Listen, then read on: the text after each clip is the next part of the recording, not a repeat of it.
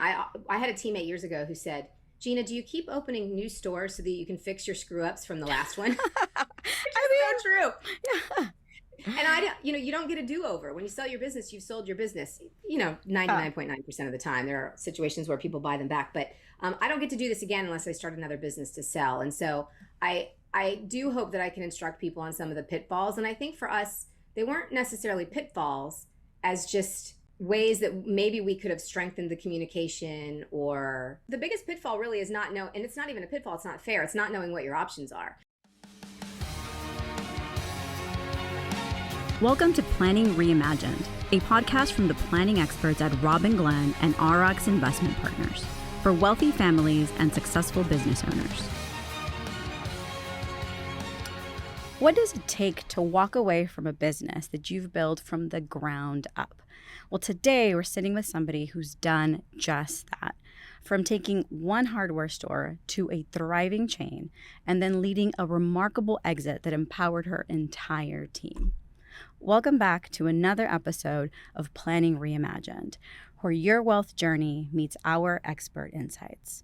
I'm your host, Celeste Moya, and today we're continuing our business planning series with a very special guest who has lived through the challenges and the triumphs of a successful business exit. It's truly an inspiring story that you don't want to miss. I am so thrilled to welcome Gina Schaefer, author of Recovery Hardware and a dynamic keynote speaker who's transformed communities through her business acumen and inclusive workplace practices. Gina, we sincerely appreciate you being with us today and are really excited about our conversation. Me too. Thanks. Well, let's just jump into it because we have a lot to cover. So we definitely want to start with your story, your journey, through this, I'm sure, quite a epic journey that you've had in the business place, in the business workplace. So you started with one hardware store in 2003, and you built it into a chain of 13 before your exit. So first of all, congratulations on that. It's an accomplishment in itself. Thanks. But can you kind of just walk us through that journey?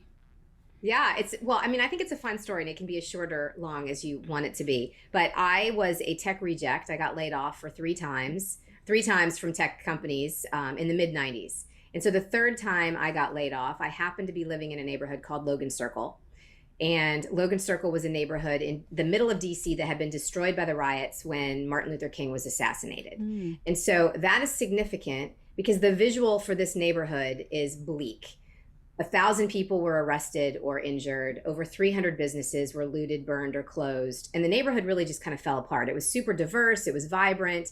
And everybody basically moved away. And for 25 years, houses were boarded up. There were very, very few businesses. The streets were littered. I mean, it was everything that you would imagine of an abandoned urban neighborhood. And in the mid 90s, early 90s, people started moving back to the neighborhood because it was cheap. And I was one of those people. And so I moved to the neighborhood. My then boyfriend, now husband, got jealous. He moved to the neighborhood. We got involved in the community association. And everybody in that community association was clamoring for a hardware store. And so really what happened is I got laid off for that third time. I drove home. I said, I don't want to commute anymore. I actually said I don't want to work for a man, which is not fair. But my boss at the time was a guy, and I held everything against him. And so I said those two things. And Mark said, well, what are you going to do? And I said, I'm going to open a hardware store. And I like to joke that, like a good spouse, he didn't say a word. I really don't remember if he said anything like, you're crazy, or what are you thinking, or that's great. But that's what sort of set me off on this trajectory. 3 months after I opened that first location, he came home from work. He was also in the tech industry, but didn't have the history of getting laid off that I did. And he said, you're having a lot of fun. Can I work with you? And so we became business partners in late 2003, and we've been business partners ever since. And you're still married, which is phenomenal. Still married. I think that's a very important point. Oftentimes when I'm giving a keynote, someone will say, can you just talk about the husband and wife thing? I'm like, no. Yeah. Like that's a whole other part of it. Yeah, it really works. That's a whole other conversation. That's amazing. Exactly. And for you to give in such a great way back to the community. I know for you, it was also probably incredibly rewarding to do something for yourself, but also to be able to give back to a community that was clearly, had a lot of hardship and had been broken at times. That's amazing. So, what were some of the, I guess, kind of key milestones? Because going from starting the hardware store, that sounds hard in itself, but taking it to 13, kind of what were some of those key milestones, and how did your vision evolve as you were growing this business? I love the fact that I can look back in hindsight and make it sound like we had everything planned and everything was so organized because it really wasn't. we opened that first location not knowing really that we were ever going to have two. We didn't know what was going to happen. And so about a year in, people started coming in from other parts of the city saying, hey, will you open in our neighborhood? So the interesting thing to note is when we opened, the Washington Post ran an article that said that in 1975, I think this was the statistic, there were 50 local hardware stores in the District of Columbia. And by the time we opened, there were about 6.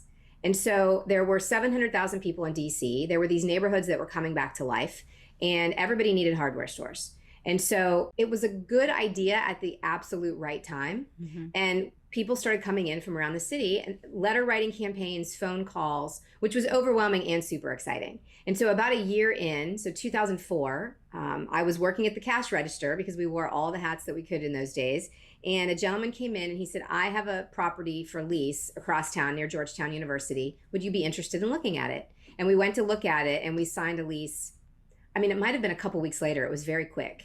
And so we opened our second location 2 years later, and then we opened one a year for 10 years. And I shouldn't just say open. So over the years, we've purchased 5 from other owners, built 10 from scratch, including those first 3. Actually, the first 4 were built from scratch. 5, 6, first 5. And then we've had to close 2 that didn't work. So we were growing at a fairly fast clip. We had a great banking partner starting with that second location in National Cooperative Bank. And we started building really what our core values were going to look like so that we could take someone in the first location, have them manage the second, someone in the second location, have them manage the third. And all of that was wonderfully organic. And even more to our story, and again, looking back in hindsight, how perfectly it worked out. Some of our first employees were coming from the Whitman Walker Addiction Services program, which happened to be one of the only institutions in Logan Circle when we opened. Mm-hmm. And so folks were coming in after their recovery meetings and they needed a job. And I just started giving people jobs. And I gave, Shane will tell you, I gave him a job. And then he called Skippy and said, go see that lady at the hardware store, who then told Brian. And I could track this, it's like family lineage.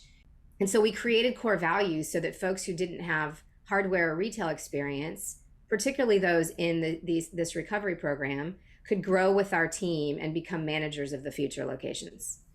Yeah, it's so interesting. I think every business owner would be on the same page as you. Is maybe you started with an idea that evolves over time, and things prove you wrong, and other things prove you right. Yep. You might have had questions, or people may have questioned, why are you hiring certain individuals? But clearly, it worked, and you were once again giving back to the community. I think of that picture where it says, the path to success is kind of like this, all over the place. It's not linear, so it's kind of as they say, rolling with the punches and just kind of being adaptable to this situation. So it seems like that's exactly what you all were doing. So I know we're kind of going quickly through this journey, but at some point, you've built it, but at what point did you first start thinking about, wow, we've done this has been great, it's been successful, but I think I'm ready to maybe exit from this? I don't know I think I really started thinking about it in 2016. Very specifically because I wanted a sabbatical. And so in my brain, I could leave and come back, or I could just leave and that could be it. People from the moment I opened had said, what's your exit strategy? But, I was 33 when I opened that first location, which is not that young, but I had never opened a business before. And so I really didn't understand why at that point I needed to think about exit strategies. And hardware stores are very multi-generational.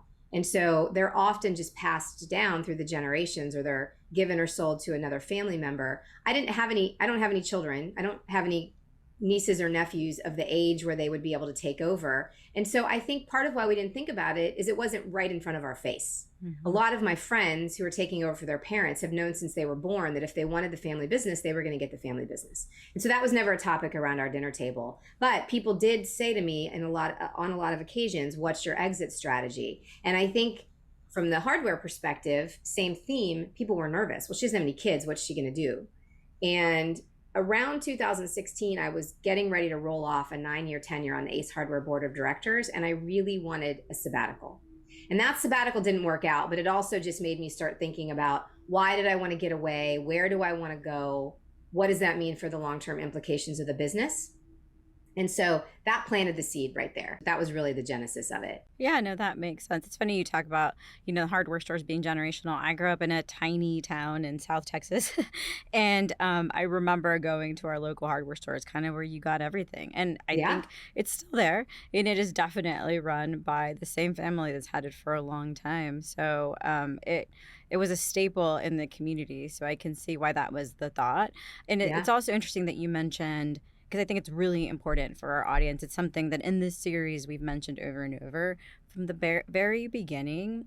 Even if you don't really know what it's going to look like, you need to start thinking about that exit, because you need to be building in a way that's going to make that exit successful. Whatever it is, however it looks Correct. at that point, is making sure you have everything organized to do it. So I think Yes. that's such an important point that you share. So, everything that you've mentioned is great. We've talked about this journey. I know we've gone through it quickly. You gave back to the community, and now you're here at this exit. And it's really the exit that we're going to focus on today, because it was an incredible thing you did. So let's kind of just transition to that. So, one of the most intriguing aspects of your exit was how you did it, the decision to sell the business to your team. You created over 130 co-owners. So that's, I just keep, there's a pattern here, right? It's you keep giving back and giving back. So kudos to you for being able to do that in the community that, you started off with, that maybe was, like I said, a little broken. What led you to take this unique approach in your exit? Well, this is what's so perfect, because it was a full circle moment. So this is not a shameless plug for my book, but I tied a bow on it with this exit strategy. So I'm just going to bring it up. Yeah, absolutely. So I created Recovery Hardware because the community nicknamed us Recovery Hardware, because there were so many people in recovery from that community that we were hiring. One day, one of my teammates said, the store's been nicknamed, the main store. The main store has been named Recovery Hardware. And I thought, that's a great name for a book. And people had been asking me for years to write my story. And I thought, no one needs to read about a chick running a hardware store. Well, it turns out that's interesting to a lot of people. But to me, it was the stories of the people who helped me build the business that were the most interesting.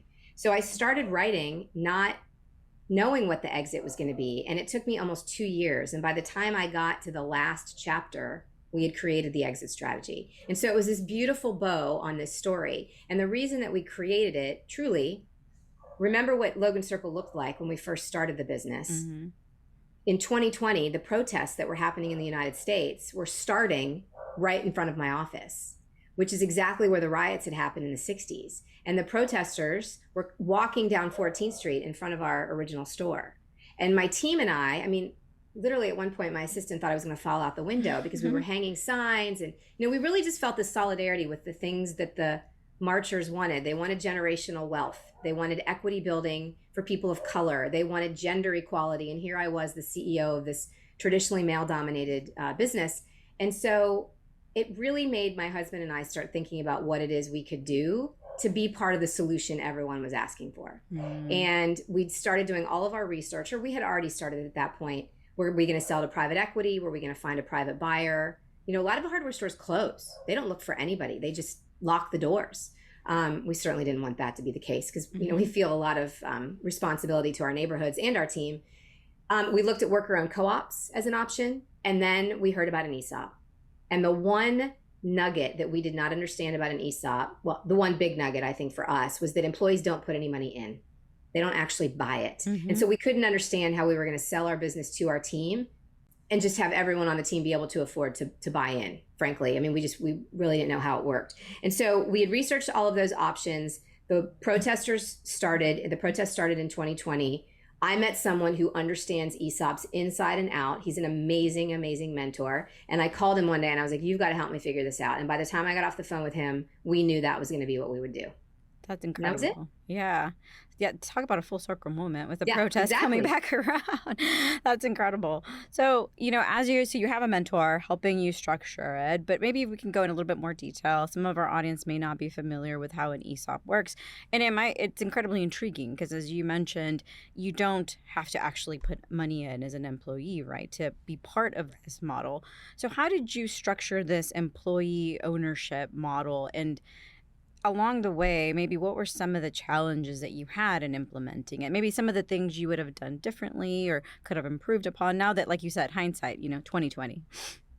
So, ESOPs are regulated by the Department of Labor, which I think works to everyone's advantage, to be honest. It adds a layer of complexity for sure. It adds a layer of expense for sure. Those are usually the two big challenges to forming an ESOP. But it's regulated because people in the past, as you can imagine, planned to sell their business to their employees. They overvalued it. They took all this money out of it, and they left the employees holding the bag of a business that wasn't worth anything on paper or anything in general. And so it is very heavily regulated. I still think of us as unicorns. There's about 7,000 ESOPs in the country now. And I think that it's been the oldest one that I've met, I believe, is about 50 years old. Publix grocery store in the South, they're mostly in the South, is one of the largest ESOPs in the country. And in fact, it's one of the largest ESOPs in the world. So mostly because most of the world does not have the concept, although Canada just passed some laws that will allow employee ownership trusts to form, which is really great.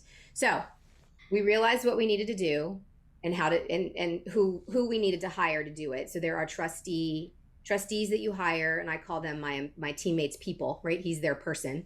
And then you hire a consultant who helps with the valuation. The consultant creates a valuation for the business. My husband's a CFO. He created a valuation for the business working with our bank. And then the trustee creates a valuation for the business. And those three heads essentially put the papers together. We actually step back at that point. We're not involved in that negotiation. And everyone sees if the valuation aligns. And if you've been doing everything up to snuff, if you've been documenting everything, if you've been following all of the IRS guidelines, if you all have agreed on 4 times EBITDA, 6 times EBITDA, whatever you agree on as the term, your valuations should be pretty closely aligned. And that's exactly what we had happen. And so we settled on a sale price. You form a trust, and the trust owns the business on behalf of the team. So basically, the business bought us out on behalf of that trust. I always wish that I had a circle diagram when I try and explain this, because even 3 years in, I feel like I might complicate it. But we took a loan out from the bank as the business. They paid us that chunk that we were selling out of that loan, and now the business is paying the loan back. The trust is paying the loan back. We've sold 30% so far, so we didn't want to overburden the business with debt. We say we because I'm still the majority owner. We still have an appetite for growth. We want the ESOP to get bigger because that just means more money for everybody. And so we're probably going to sell it in 3 tranches, which is fairly common. There are fantastic tax implications. And I'm going to back up for a second because this is interesting. You had hinted at how you plan for it. I am not the numbers person. I was definitely not smart enough to know this 21 years ago.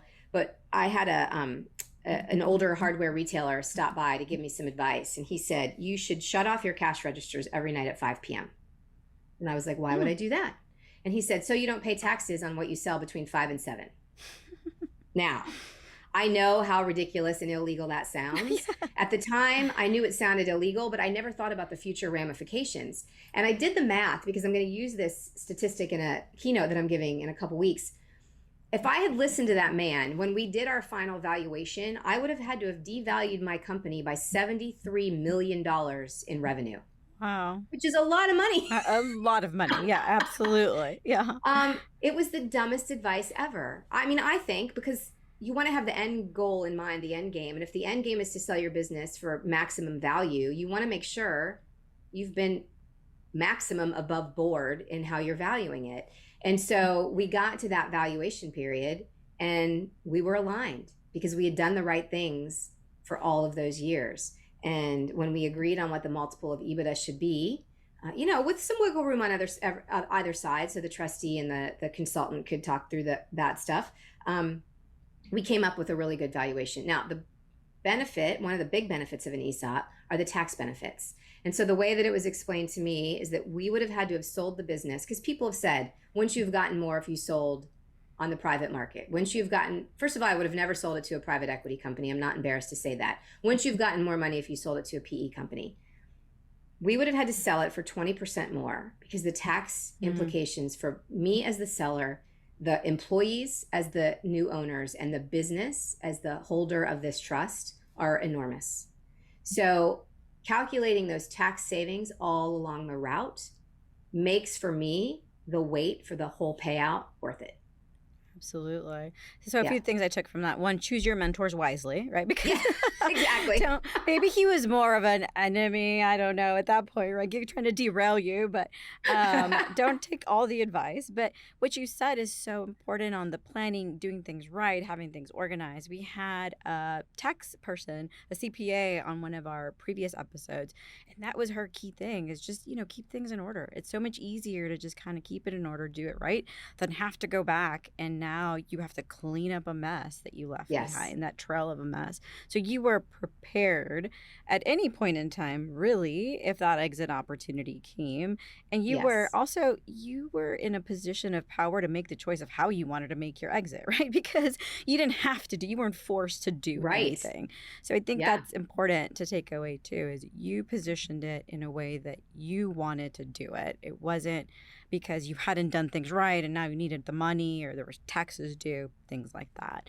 So Yeah. I'd also be interested to hear, so as you're, building out the ESOP and the structure, like how did you approach the employees about it? What was their initial reaction? What was their feedback on it? So really, it was all over the place. One of the things I made a note on something that you sent me because I hadn't thought about it in a concise manner, and I think your question was, and forgive me for jumping the gun, but the three things that made your exit successful, which I think ties in perfectly with this question: research, curiosity, and communication.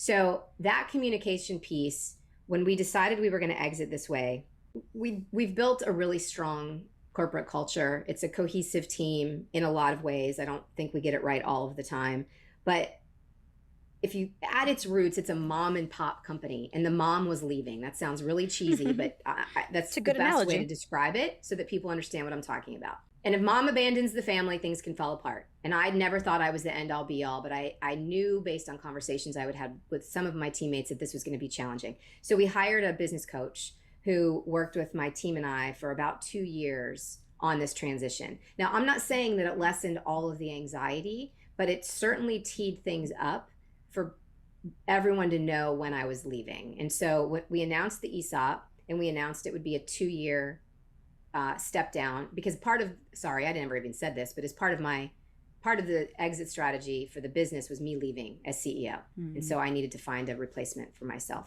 And so that first day, though, let me back up for a second. The first day that we announced it to the leadership team, which was there were probably 30 people in the room, the reactions were all over the place. Almost nobody in the room had ever heard of an ESOP. We had 2 people in the room who had worked at ESOPs before who were super excited about the fact that they were now going to be at another one, which was really cool. I had 2 people, I think, literally broke down into tears because they thought that I was saying that I was leaving that day or that Mark and I were leaving that day. Of course, that wasn't the case, but they heard what they wanted to hear. And then there was just a whole lot of confusion. Mm-hmm. We were fortunate. We were working with One America, a company that was helping us with the transition. ESOPs are really a qualified retirement plan. So most people, if you think of them kind of like a 401k, it makes more sense in their head. And One America manages 401ks and ESOPs. And so we had representatives from there with us the day we made the announcement. So basically I could do the rah-rah, this is where we've come from, this is where we're going. And then experts could step in and really answer the nitty-gritty questions. How you qualify, when you qualify, what does it mean? And then we mounted a fairly comprehensive FAQ page, landing page, so that if the employees couldn't get a hold of one of us right away, they could go look there for questions and answers. And so you said something, once again, really important to reiterate is that you were key to your business. So many business owners, I just had a conversation this week with a financial advisor who's working with a very successful construction company, really led by one person. He is the key person in that company and has never even thought about it in that way. He's just growing a business and he's done very well. And now he's at a point where if something was to happen to him, it would be incredibly detrimental to that business and his family who depends on that business, right? So it's important for business owners to recognize their importance in the business, which is why we also talk about, succession planning and thinking about that throughout the process. Another thing you mentioned was having that business coach. We talk about having experience, having a team, the right team of advisors around you as you're getting to that point in time or that exit, and even before, because there's so many things that when you're in the business you miss. It's emotional, right? Yeah. There's so many parts of it that you ignore because you're focused on revenue and your employees and it's your baby. So key that you all are able to do that without maybe even knowing that these were such instrumental things. You all did the right thing, which, as we're getting to, that through the story was what led to the success, the things that you Right. kind of did and really kind of learned along the way. So we talked, another thing just to kind of wrap up this section is the tax advantages that you mentioned before. I think business owners should weigh out, the different options that are out there. Once again, if you've prepared yourself, if you have the right advisors, they can guide you around. Maybe I do want to pay the taxes. Maybe I don't. Maybe I need to go the private equity route or the private sale. But it was interesting to hear that you maybe explored it or looked at it minus the private equity, which I respect. This is a no judgment zone here. So I respect Very opinionated, Celeste. Yeah, no, that's great. I love opinionated women because I'm one of them. I was just telling somebody yesterday, I'm like, that is not an aggressive comment. That is a educational comment on my opinion. So I respect that. Very absolutely. Smart. Weighing out the options is really important so that you have that right team around you. So we touched on this a little bit. You grew the business, you're in it now, you're still part of it, which is great. Some people walk away from it completely, right? They just like sell the business. Many times we do see that the business owner is requested to stay and kind of continue to lead for a few years. But we talk about the numbers and we talk about the documents. What we don't always talk about is the human side of it, the emotion, which I referenced right now. That tends to be ignored. People, you're so busy getting to that exit point that you don't think about, but what about after? So I'd love to get your perspective on that. You built this business literally from the ground up. You've nurtured it. How challenging was it to walk, to not completely walk away, but to start to pass the baton? And how did you personally prepare for that? Well, I had a lot of examples over the years of, again, my friends in hardware who were transitioning into the business after their parents were exiting. And that was a front row seat to all of the emotion because it resulted in fights. It resulted in stress, particularly for the folks my generation that were ready to take over, but their parents weren't willing to let them take over. And so, I was grateful that I didn't have to live through that experience, but it also made me realize that regardless of how excited I was about the process, everyone on my team might not emotionally be in the same place. And so that was a really big deal. The other thing that I think is really cool about ESOPs is that one of my mentors owns some hardware stores out west, and he decided to form his ESOP at 60 and ended at 70. And he did that because he knew he wasn't as active in the business anymore, but he wanted to still be relevant. So he wanted to go in and work every day. But he also wanted he and his wife between the ages of 60 and 70 to really benefit from the fruits of all of his labor. And so I don't know what his initial sale was, but it might have been a couple $1 million. And he got that money and he was able to, or is able to do all of the things with his wife that he wants to do while he continues to work part-time, quarter time, whatever that is, until the sale is final. And so I think you can structure it in ways that allows your lifestyle to work for what you want to do after. And so I knew that I wanted to step down as CEO and not have an involvement. I think maybe it's ego. I dabbled with, well, maybe I'll step down as CEO and I'll ask if I could just do training because I think I'm pretty good at training. Or maybe I'll step down as CEO and I'll do B2B stuff because I like sales. There's a lot of things that I really like to do. I also couldn't imagine being there and not being the CEO. And I think that was a really hard conversation I had with myself. One, because I had gotten to the point where I had this fantastic team doing a big chunk of the work around me. I didn't have any specific deliverables. I was the cheerleader and the corraller and the meeting planner. And so it was a good, hard conversation with myself to figure out, you're still going to be majority owner, but do you want to be involved? In fact, the new CEO and my husband, who's still the CFO, wanted to take me on a tour to see some spaces that they're looking at for new locations. And I love that part. I walk the neighborhoods, I get super jazzed. And I was finally like, no, I'm always going to have an opinion. I'm always going to feel like I could easily get sucked back in. I don't think I should go. And that was really hard for me to say because it's fun. I love it. I knew though, and maybe again, this goes back to lessons that I had learned from some of my associate or older, like the parents of my generation, a lot of them didn't know what they wanted to do next. And I knew what I wanted to do next. And I feel like a lot of them signed up to build this business for life. And I've never done anything for life. I like to move houses every 6 years. I travel and I never go back to the same place. And so to say, oh, I'm going to open this business and love it for 50 years, 40 years, I just didn't see it in my cards. It's not that I don't love it. I just couldn't imagine being there for that long. Does that answer your question? Yeah, no, absolutely. No, I babbled. it definitely does, because it seems like there was roller coasters there, right? Yeah. It wasn't just I'm so thrilled that I'm gonna, pass this along. But I'm sure that there was a lot of, I would call it metrics or parts of this timeline in which you prepared for without knowing. Like, so maybe we can talk a little bit, and it's kind of backing up a little, but how did you start to pass that baton? I mean, at some point you knew that you didn't want to do it forever. And Yes. so how did you start to say, I need to prepare my team for when I'm not here? Like, how did you start to do that? Because that's a really hard thing for business owners to do. It's very hard. I mean, when we knew we were going to form the ESOP, we started looking for a business coach. There are touch points over the last 20 years where we've hired outside experts because we are not those people. I like to think of it as when I needed an adult in the room. Yeah. No matter how old I got, you wanted the adult to come save you. So I realized, I guess it was probably, 2020, 2021, 2020. I needed an adult in the room, and we decided it needed to be a business coach to work with myself and the team so that transaction happened as smoothly as possible. And one of the things that we did with that business coach, which was really the most beneficial, was a Hogan assessment. Some people understand DISC scores, Myers-Briggs in a smaller way. But we walked our leadership team, and it's about 8 of us, I guess, about 8, through the Hogan assessment.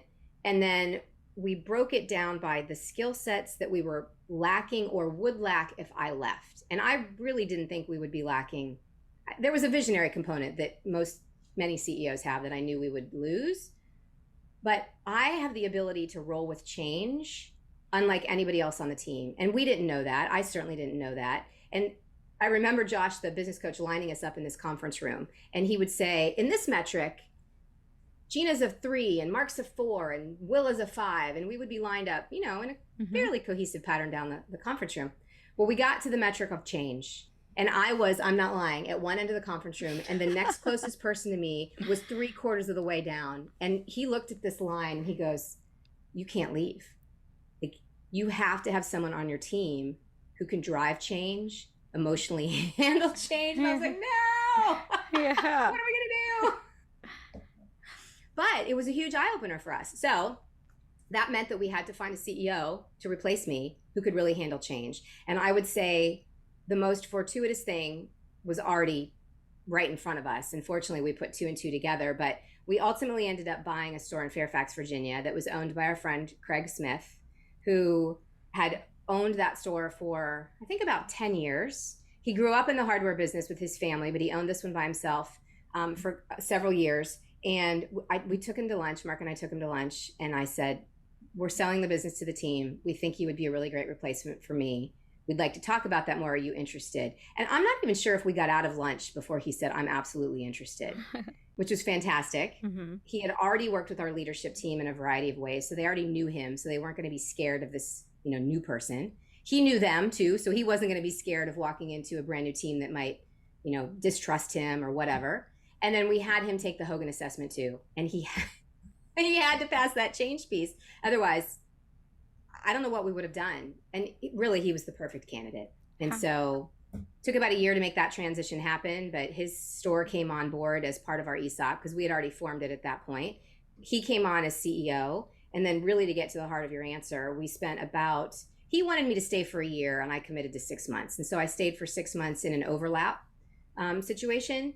And then, now I'm just, I'm a text away if he needs me. So Yeah, that's great. Yeah. That's incredible about that Hogan assessment, and I'm sure even recognizing that about yourself. Sometimes when we go through these, you're like, "That's not me," and you're like, "No, that Right. really is me." We are kindred spirits, Gina. I get bored with things all the time. I told my husband a long time ago when we got married. I said, "I knew you were the one because I wasn't bored of you." Like, So Exactly. I get it. Like you kind of have to be adaptable when you're in leadership roles or running a business because Yeah. every day is a new adventure. I Every feel day. you have to be able to just go with the flow and change your perspective, admit when you're wrong, and keep going forward, right? So Yes. that's incredible that you found somebody that also had those characteristics like you. Yeah.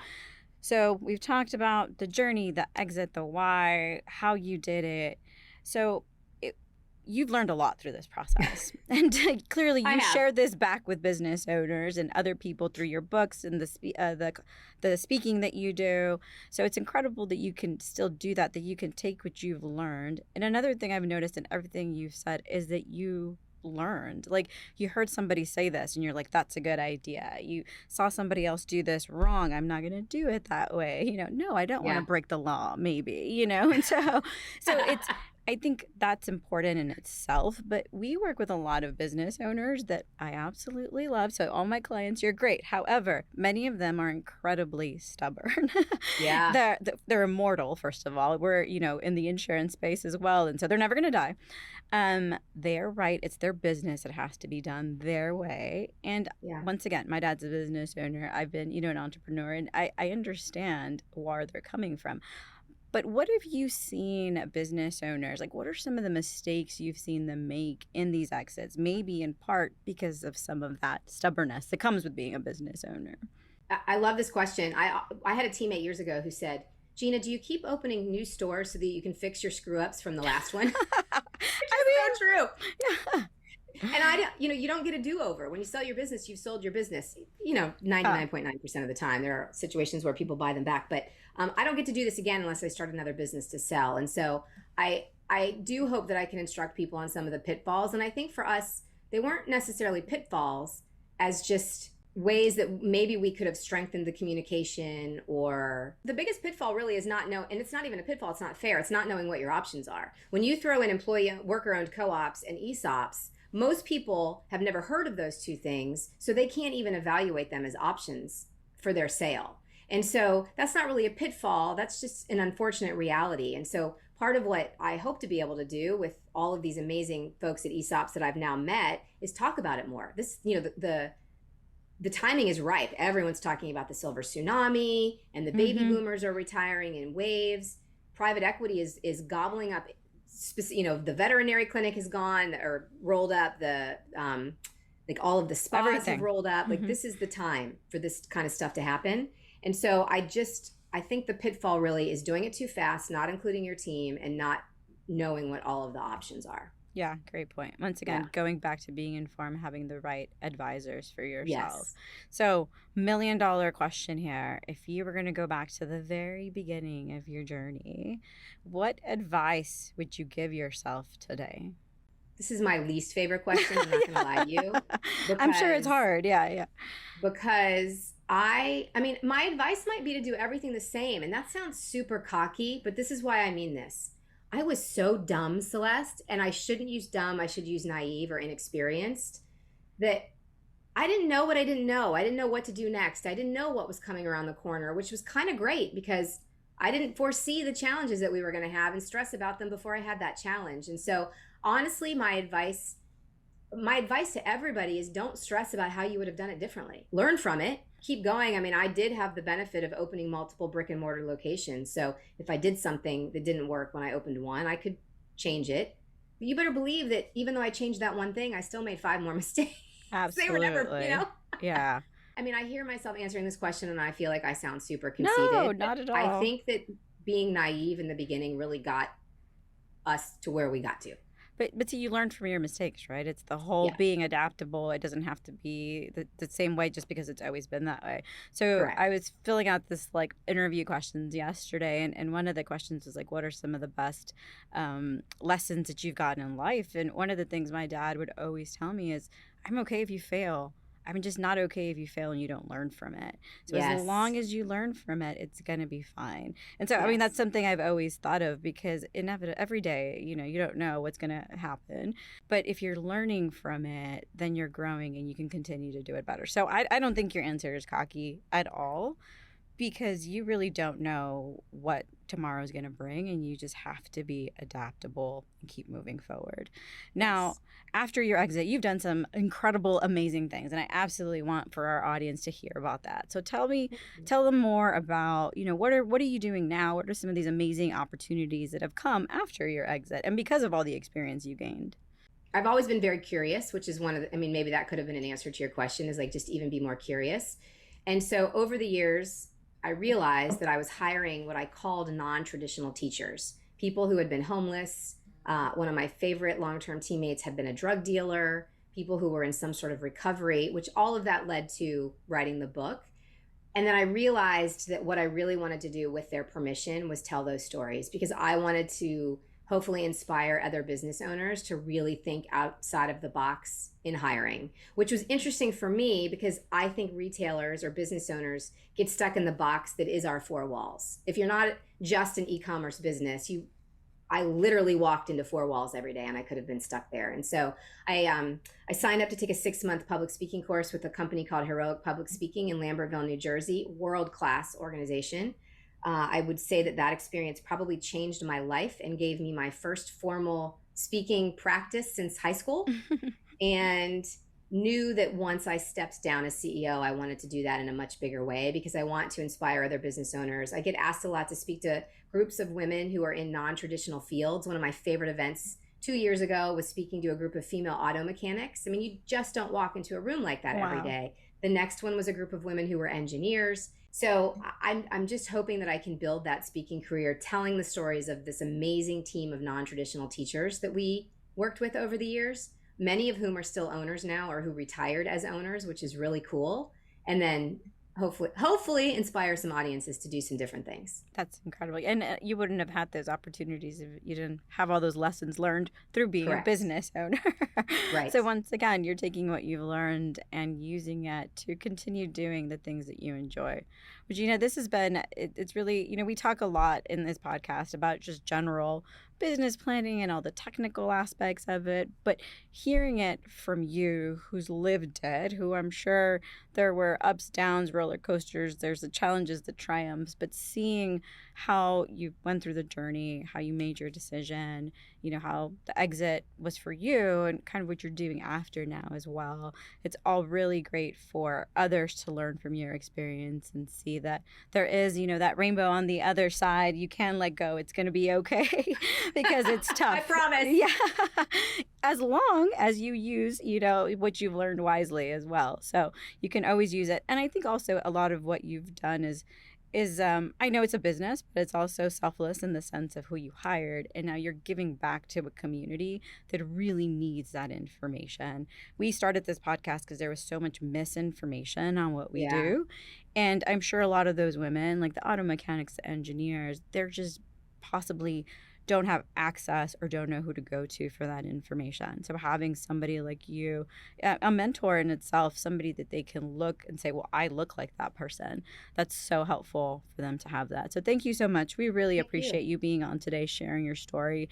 It's very much an incredible journey. Kudos to you for everything you've done through the business building and the exit. We appreciate you being here. And I know our audience is really going to benefit from this. Thank you.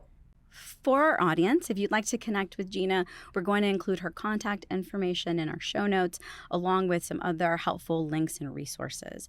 And if you're considering exiting your business, remember, it's never too early to start planning. Reach out to those experienced advisors that can guide you through this very complex process. And don't forget to tune in to our next episode, which will be the last one in this business planning series. It'll be focused on post-sale planning. So you sold your business, you have more money in your pocket, maybe more money than you've ever had before. But now what? So we are going to be focusing on some post-sale strategies that are not only going to help make that exit much more successful, but also help you mitigate taxes. So definitely an episode you don't want to miss. If you enjoyed what we shared today, please make sure to like, subscribe, and share our podcast. And as always, thank you so much for joining us for another episode of Planning Reimagined, where your wealth journey meets our expert insights. We'll see you in the next episode. Thanks for listening. Don't forget to like and subscribe, and please be sure to follow on your favorite podcast player. To connect with us, you can email us at hello@robinglenn.com or schedule some time with us via the link in the show notes. You can also find us on Instagram and TikTok at Hello Robin Glenn.